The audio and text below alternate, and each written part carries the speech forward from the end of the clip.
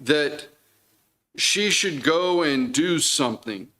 What is going to be claimed is what's called the levirate marriage, the law that allows for a kinsman to redeem both the property, but also then if there is a spouse involved, to redeem that spouse and have children on behalf of the original line of inheritance.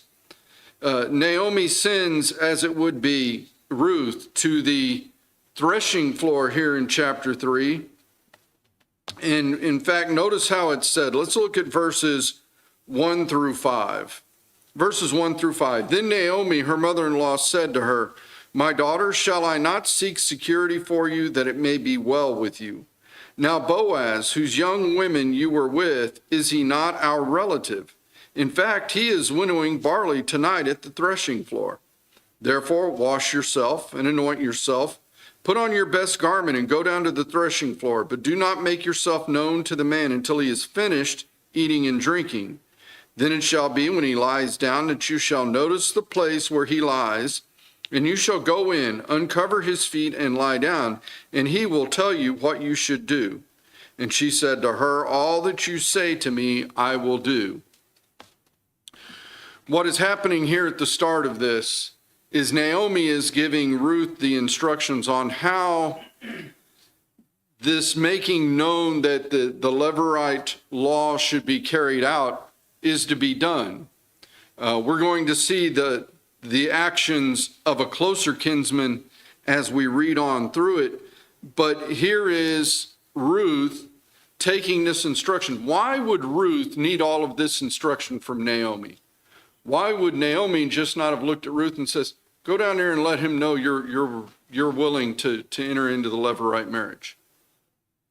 She wasn't Jewish. Ruth wouldn't know what to do. Here is Naomi giving her instruction and telling her, here is how this is carried out. He is a close kinsman, to let him know that this is an opportunity. I was reading some commentators on this. It's amazing as we go into it, the number that are going to say, well, this was an illicit affair and Ruth was trying. None of that was happening. But it's amazing how many missed the question that I thought was good from some commentators. Boaz, who had been so kind to Ruth when she shows up at the field, he had told her, "You stay near my young women, my young men." He gave them instructions. You make sure plenty of grain falls that she can gather. He had taken care of Ruth. Why did he not continue to do so? That was the first question. I was like, that's a good question. Why is Ruth having to go down to the threshing floor at the evening when they're done threshing and make this known to Boaz? Why wasn't Boaz just reaching out? Anybody got possible thoughts? I thought the commentator at this time I read it did a good job covering that thought. There's nothing in Scripture going to give you the answer. All we know is, doesn't seem Boaz did anything past when Ruth was gathering in the field till Ruth comes in the evening. Why might that be? Okay, that time was over. That's one. She wasn't coming to the field anymore because they're now down to the threshing. But why wouldn't he go find Ruth and Naomi and continue to help?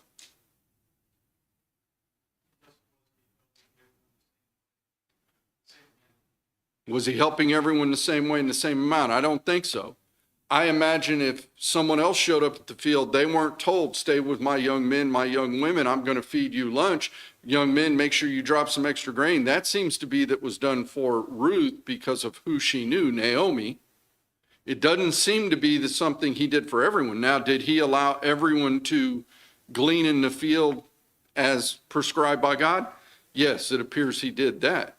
But he did extra for Ruth. But why wouldn't he? Well, here's a couple of reasons.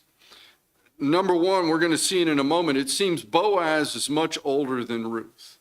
And so why Boaz seems to be attracted to Ruth, that's what we read there as we read through chapters 1 and 2. And while he has great respect for Ruth, I think he also has great respect that the age difference, he's not going to go out and make it just known. The second one, think about it. What would happen if he just walked over to Naomi's house and said, I'm going to start taking care of y'all? What was one of the things that going out to the field made it possible for the one who was in need to do? Work and do it for themselves. If all, sir? Dignity. Yeah, if all of a sudden, all right, Naomi, here's all the food you could ever eat. What would Naomi feel like if Boaz just showed up at the door and started doing that? Feels like a beggar. You know, we have the same problem, and that's the reason I thought the commentator did a beautiful job in showing this. We have the same problem in our society today, even though we don't like to admit it. There are a lot of people in society who want a free handout, absolutely. But they don't want it to be known that they're getting the free handout. But give it to me for free. This seems to be something of the opposite. This is the person who, I'm in need, but I don't want to have somebody making it look like I am. I've often thought of this, and it is a hard thing to do because we ought to make, for example, the clothing closet. How much should we charge someone to come and get clothes from the clothing closet? Nothing. Do you know how many people don't come to the clothing closet sometimes because they feel like they're getting it for nothing? What do you have to sometimes do? You don't put it up outside on a sign that says, you know, we're not going to do that.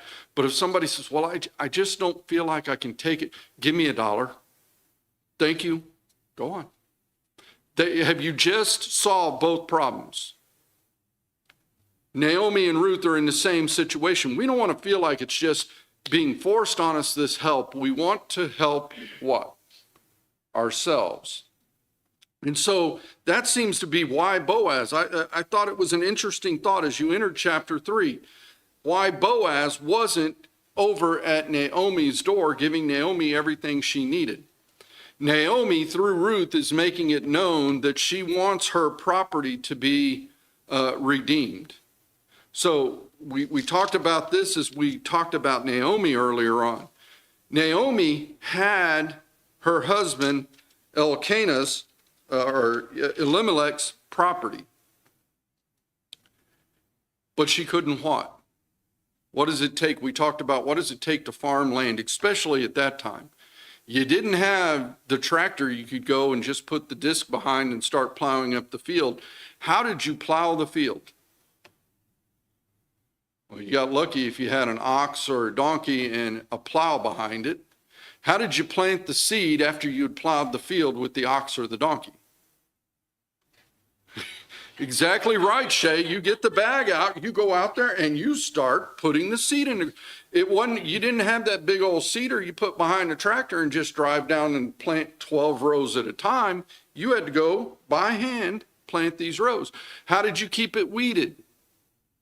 Again, you didn't have the tractor with the big disc that you could run out there as it started to sprout up and do it. How did you harvest it? You are. Man, you might have some animal assistance, but we read about it when we read about the harvest that Ruth was out there in. What was the instruction from Boaz to his young men? When you cut that grain and start to put it into that bundle, that sheath to stand up out there, you make sure some of it falls for Ruth. How does that tell you they got the grain cut? Did they take the combine out there and run through the field and spit it out into a truck beside it? No, they had to go cut it by hand. It takes a lot of labor. How much labor do you think, even with Ruth's help, Naomi could have had? And could she afford at this time to hire hired hands? Because that's what you do. That's how Boaz is doing it. He has his young men. Who are his young men? The hired hands. Well, Naomi doesn't have that. So she has property, but she has no way to make use of it. This is part of what she's sending Ruth to tell Boaz. It's not told in the same way because what is one of the requirements? If you're going to redeem Naomi's property, which had been handed down from Elimelech to his 2 sons, who now has one of the wives present, what else has to be redeemed under the Levirate law? she also has to be what? And isn't that what Naomi says there in the first verse? Shall I not seek security for you? What is she looking out for Ruth? What does it mean, shall I not seek security for you? Trying to find her a husband. Lack of a better way to say it, that's exactly it. How is that security? What's Naomi really trying to say? She said it back in chapter 1 when Ruth and Orpah were with her, and she said, you're going to a strange land. I'm too old to have children, and even if I could have children and found a husband tomorrow, would you wait for them to get of age? I'm old. Naomi's still saying that same thing. I'm old. I need to look out for, because who is Ruth again? It's an important thought when you think about it. She's not a what? She's not a Jew. She's not an Israelite. She's in a foreign country. What happens to those in a foreign country if they have no, quote, sponsor sometimes? Don't think about our own country, because we're sort of upside down on this right now. You think about some of these these people that are coming here and wanting to stay for free and everything. You think about what would happen if you went there. You don't have a sponsor in that country anymore. What happens to you? Even if you've been there for years working, you get deported. That's what she's looking out for. I have to find some security for you, Ruth. So she gives Ruth these instructions.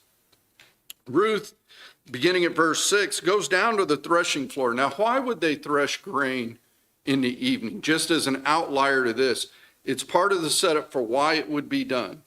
Two questions. Why would they thresh grain in the evening? And why would Boaz eat dinner and then be sleeping at the threshing floor? What do you think? It's cooler. One other piece of that evening that comes to that threshing. It's cooler, and when does the breeze blow most of the time? Unless you got a storm or it's that hot, deathly breeze, the breeze don't blow in the middle of the day. When does it blow?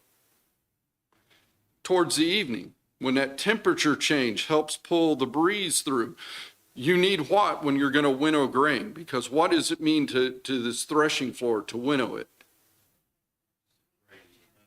Yeah, separating the husk and the chaff from the grain. You would literally beat the grain on the floor to get most of the seed out, and then you'd take a pitchfork, throw it up in the air, and the seed is heavier than the chaff, and the wind literally would blow the chaff away and let the seed fall into the main floor. Yeah, and I've literally seen them do that. Oh, yeah. Down the road, seen them doing that very thing with rice. That's right. When they have to do it with rice, still today, if you're in an area where there's no mechanical assistance, we read these things and we put our American eyes on this. How do we winnow corn, for example, nowadays? Well, if it's not designed to be that canned corn that we take and eat, it's feed corn. We let it dry and then we put it through a shucker, and literally there are blades that just peel the corn off the husk and throw the husk away, and the corn's kept. Guess how they used to have to do it? You dry the corn, you get out there, you beat the corn till the seed falls off as much as possible, and then instead of tossing it in the air thinking corn's a little heavier, you then had to take a knife and run the rest of it off and then throw the husk away. By hand, a lot of manual labor. Two reasons to do it at night. It's a little cooler, meaning you can work a little easier. And number two, you have the breeze to help you get it done. But then that still leads to the question, why did Boaz, as we read the rest of chapter 3, in fact, let's pick up at verse 6 for a little bit and read down. It says, so she went down to the threshing floor and did according to all that her mother-in-law instructed her. And after Boaz had eaten and drunk, and his heart was cheerful, he went to lie down at the end of the heap of grain, and she came softly, uncovered his feet, and lay down. Why would Boaz take nourishment, dinner, at the threshing floor, and then lie down at the heap of grain? He's taking a nap. He's going to be there all night because she's there at midnight. Why would he do that? Be there early the next morning? You think of any other reason? keep thieves from stealing it. What would happen if I took it, in here it ought to be safe, but if I took a $20 bill and laid right there, and I didn't camp out at the end of the table here watching that $20 bill, I just went off and went home, went out to dinner, whatever it was, what would happen to that $20 bill in most places? When you came back, there wouldn't be a $20 bill. What would people do? Have there been people who would do it at any and every age that there has been on this earth? Is it anything new for people to want what you have without having to give you what you deserve? Now. That's right. Watching the flocks by night, you got to guard them sheep 24/7. They have to be taken care of. You have to, if you don't guard this grain that's at the threshing floor, which is an open area, you couldn't put it inside yet because you're what? Trying to winnow it. If you build walls all around it, how much winnowing do you think if we brought some grain in here and beat it on the carpet? Not that we want to, that'd be trouble to clean up. But if we did that and then tossed it up in the air, how much of the chaff would separate from the grain? None. Why? There's no breeze. So you've got grain in an open area. What happens if you leave it in an open area with no protection? Those that were too lazy to go out and glean their own grain from the corner of the field that you were told by God you must leave for them and take it home and winnow it themselves are going to what? Steal it. I'm going to come get me it's only a little bit. Isn't that what the thief says when they go into the stores nowadays? It was only a little bit. What's the problem with only a little bit? Okay, if everybody takes only a little bit, there won't be anything left, and you didn't get anything in return for your labor. And what does Boaz have to do? We talked about it with Naomi and Ruth. Naomi and Ruth are in the process of redeeming the property, which also includes redeeming Ruth as a wife, but they want to redeem the property. Why? What is the property worth to them? We have to be careful. Sometimes we misdefine that term. You can have something that has value and you can have something that has worth. The property had a value, but what was it worth to Naomi and Ruth? It's their inheritance. That's the only worth it has. Let's give another example. You can go buy a great car. If you can't put gas in the car, what is the car worth to you? You see, that's what Naomi and Ruth have. We have this inheritance. It's worth it because of the inherent value, but it's not worth anything to me. I can't get enough labor to raise grain. It's worthless. Even though it has value, it's what? Worthless. That's where they're at. And so Ruth, now sometime around midnight, it says after Boaz, here comes another question commentators had. A bunch of them want to say that in verse 7, after Boaz had eaten and drunk and his heart was cheerful, Boaz got good and 3 sheets to the wind. There's nothing in the scripture that indicates that. He ate, he had something to drink with it, and his heart was cheerful. They use that as, there's the indication he was drunk. Is the only time a person can be happy and their heart be contented and cheerful is when they're drunk? I hope not. In fact, is your heart truly cheerful and content when you're drunk? I mean, to me, it's because, his labor has come to fruition, and he's happy that he has, Right. harvest and, We got about a week from Thursday. You'll all experience this. About a week from Thursday, about 2:00 in the afternoon. Will you have eaten and drunk and your heart be cheerful and content and sleepy? It's going to happen. You see how people do it? Why would someone reading Ruth, who has already shown how good a woman she is, and we know what Boaz is going to say about her in verse 11 that she is a virtuous woman. And we looked at that already, even from Proverbs, how she echoed a lot of that same sentiment. Are we going to say Boaz, who's upheld as a great example of a Jewish man, and Ruth, who's upheld as a virtuous woman, that this is about eating, drinking, and being merry the way that we want to see it many times? Why would someone want there to be drunkenness here?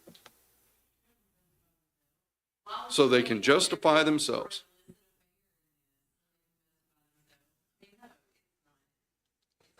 Yeah. It's very pure. Hold it. That's the key right there. God is reporting what? Ruth as virtuous and pure. Ruth's not going to come somewhere where there's a drunk man to try to influence a drunk. Not if she's virtuous and pure. Ruth's not going to be laying down in a way that would be unvirtuous and unpure. We'll discuss that in a moment. We're just about there. But here is what she did. So here is Boaz. He's had a day of work. He's tired. You can't leave the grain alone, so he's going to guard it overnight. Just by sleeping there does what? Prevents people from taking the grain. And so he lays down, he goes to sleep. She comes in softly, uncovers his feet. And then in verse 8, it tells us about midnight, the man was startled and turned himself, and there a woman was lying at his feet. I don't know why he woke up. It doesn't tell us. I think it could be because his feet were uncovered. Who here, I can lay down, and what's the first thing that goes under the covers? My feet. Unless I'm wearing shoes when I lay down, but if I lay down, first thing that goes under the cover, because the thing that gets coldest to me, my fingers can get cold. My ears are the only other thing that really gets cold. I have a pair of earmuffs because my ears, for some reason, just get cold, and I can't take that. When Rebecca was in band and we would have to go march the Christmas parade every year, and I don't know why it is, but it's guaranteed you have to have a cold snap right at Christmas parade time. I went and bought hand warmers, not for my hands. Where did my hand warmers go? No, earmuffs were good enough. Hand warmers went in my shoes. I could not take my toes being cold. It's just something. That could have been why Boaz woke up. It doesn't tell us. Something woke Boaz up, though, and he is startled, and he looks down. And I think of the reason a lot of people want to say that here is the case where Ruth is laying there and it's going to be something as illicit is because he sees her laying at his feet. Problem is, where did he see her? Did he roll over on whatever pillow he had on this mat on the ground next to a pile of grain? And there's Ruth.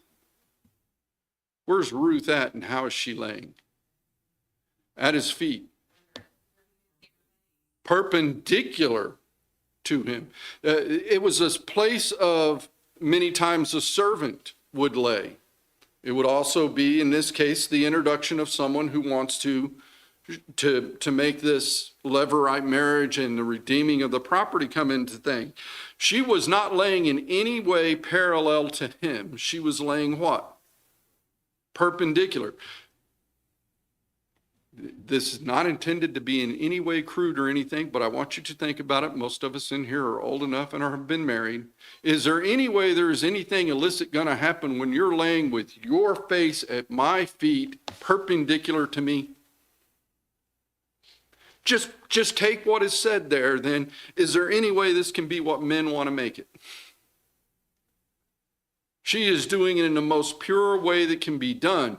Why would Ruth need to come at night, midnight in this case, laying at the man's feet to make a request of him? This goes back to what I thought the commentator made a great entry about Naomi and Ruth having a little bit of pride and not wanting Boaz knocking at their door. What could Naomi not send Ruth out doing without it looking like something else? This becomes the key. What happens if you send Ruth in the middle of the day to knock on Boaz's door? Yeah, here's an example. True story. Deacon got a call one night friend of his, not a member of the church, totally drunk, 3 sheets to the wind at the bar, knew he couldn't drive, called that deacon of the church for a ride. What did the deacon have to do to help this person? Go get him. What did that mean that the deacon had to do? He had to go in the bar. Guess what? You know what another member of the church happened to see. The deacon pull in, parked that car. Well, didn't see the deacon pull in and park the car. They saw the deacon's car. They saw the deacon coming out the door of the bar with that friend, having to help the friend walk. But if you've ever had to handle a drunk, you would understand this. Do you know the person handling the drunk looks as drunk as a drunk? And having handled a drunk who is about half, again, my size this way, about 3 inches taller than me, and from the back to the front makes me look like a twig, I can tell you, handling a drunk makes you look like a drunk. That's what they saw. Put that in Ruth's case. Ruth goes to Boaz's door. Even though everybody's going to say, you're a virtuous woman, you've been helping Naomi, the moment she goes to the door, because she's only and I'm going to say this the way they would in that day and age, she's only a woman. What's the only thing she could be doing there? So why would you go see Boaz in the middle of the night in quote, quote, secret? It's where he's available that you, in your status, could get to him. Look as it goes on. Boaz is going to have this same thing. Ruth identifies herself in verse 9, tells him, I'm your maidservant, take us under your wing, for you're a close relative. Verse 10, he says, blessed are you of the Lord, my daughter, for you have shown more kindness at the end than at the beginning, in that you did not go after young men, whether poor or rich. I said earlier, it looked like Boaz is older. What does it sound like right here?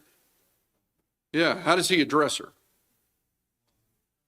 Politely, my daughter, trying to set some age. And you didn't go after who? Young men. Coming after Boaz. It makes Boaz, I don't know how old Boaz was. I don't know how old Ruth was. God doesn't give us the information. But the picture we get is that Ruth was younger than Boaz by enough to make it what? Evident. Okay? 3, 4, 5 years is nothing.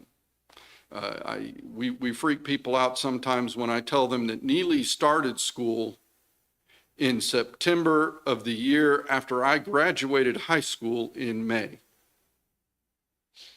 There's that many years of difference. That's 13 years for those that need some, help with math. I graduated in May. She started kindergarten in September. That could be Boaz and Ruth. I don't know the exact. I know the descriptions given here. So there's another reason why Boaz may not have been knocking at Naomi's door saying, hey, let me redeem. Why? He may have viewed himself as being what? Too old for her.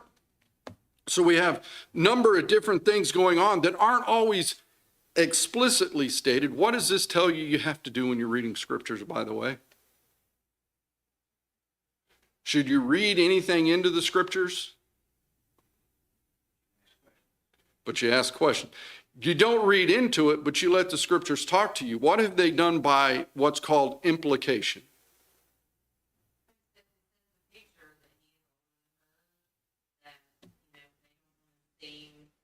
Like they're begging for help. I mean, like everything is set up for you to know that's what's going on. That's right. All impropriety is being what? Removed. God's laying it out in a way that shows it, as we said earlier, Ruth is going to do it in a pure and virtuous way. That's the kind of person she was prior to meeting Naomi, and Naomi only what? Strengthened that within Ruth. And so we see this coming. In verse 11, he looks at her and he says, now, my daughter, do not fear. I will do for you all that you request. For all the people of my town know that you are a virtuous woman. Everybody knows this. That's what he's pointing out. Verse 12, he throws the one wrinkle into the whole thing. He just said, I'll do for you whatever you ask, But first, it's true, I'm a close relative. However, there is a relative closer than I. Somebody give me an idea of a close relative versus a closer than I. What's that? Ruth's dad? Well, he was over in Moab, but you're on the right track. Could be age. Could be, we make the joke sometimes, third cousins twice removed, husband's wife's best friend. What if Boaz was a grandnephew of Naomi's through Elimelech? Because that's the indication he was on Elimelech's family line. And there is a nephew that is closer. That's one. And then as pointed out, it could be age. Here's Boaz. I don't know how old Boaz was, but he's already drawn the picture that there is enough of an age difference. Maybe Boaz is looking and saying, there is one closer in age. So you have all those different, all it's telling us is what? There is someone who under the law is required to do what? Redeem them first. There was a pecking order in how this was done. We used Judah and Tamar as the example so far. Remember, Tamar was married to Judah's oldest son. When the oldest son died, who did she have to marry? The next son, the next oldest. When he died, what was Judah's statement to her? You go and wait until my last son reaches age and then I'll marry you. There was a pecking order. You didn't just say, think like, Jacob there with 12 sons. You were married to my oldest son, Reuben. Reuben happened to die. I'm going to marry you now to Benjamin. That wouldn't have happened. Who would have been next? Simeon. Reuben, if Reuben had died, Reuben's wife would have been married to Simeon. If Simeon then had died, it would have been Levi. If Levi then died, it would have been Judah. And it would have gone all the way down. Who's the one that didn't have to worry mostly? Benjamin. He's way down the list. But that's how this works. So we see Boaz saying there's one that is closer that has to be confronted first.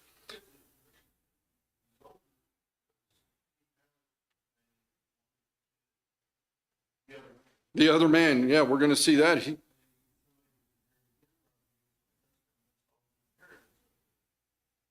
That's right. When we get there, it seems to be the age probably in the direct answer, because as Matt pointed out, we're going to find out that this closer relative has a wife and children and realizes what will happen.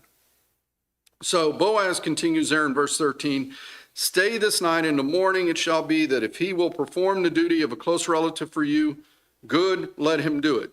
But if he does not want to perform the duty for you, then I will perform the duty for you. As the Lord lives, lie down till morning.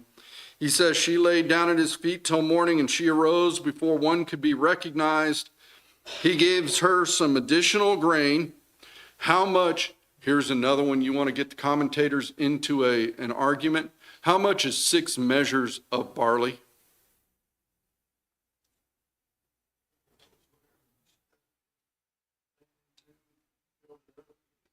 Whatever he used to stick into the pile to fill up her shawl. The King James or New King James has ephahs, but if you notice, it's in italics. The scriptures just say he gave her 6 measures. It could have been him reaching over with his hand and taking and putting 6 handfuls of grain. It could have been him using a scoop. Some of them say the total was about 4.5 gallons. Others say that each measure was 2.5 gallons by itself.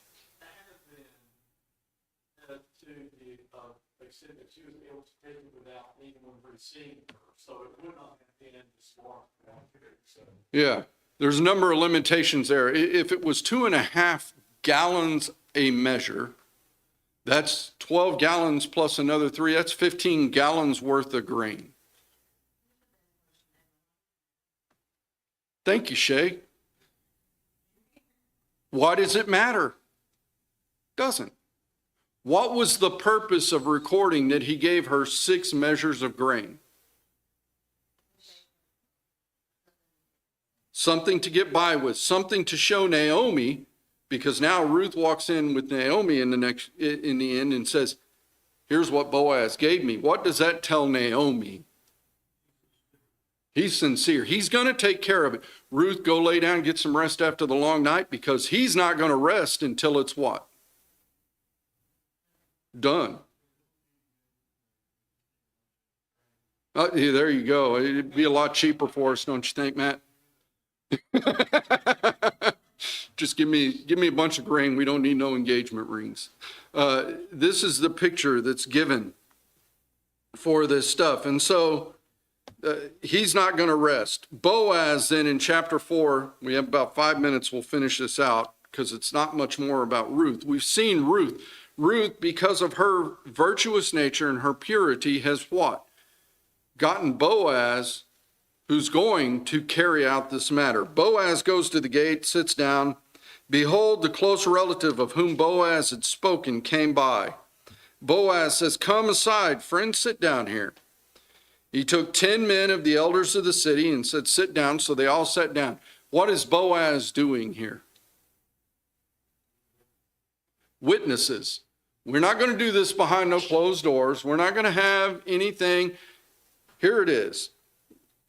He looks at Boaz then in verse 3 of chapter 4, looks at this closer kinsman and says, Naomi, who has come back from the country of Moab, sold the piece of land which belonged to our brother Elimelech.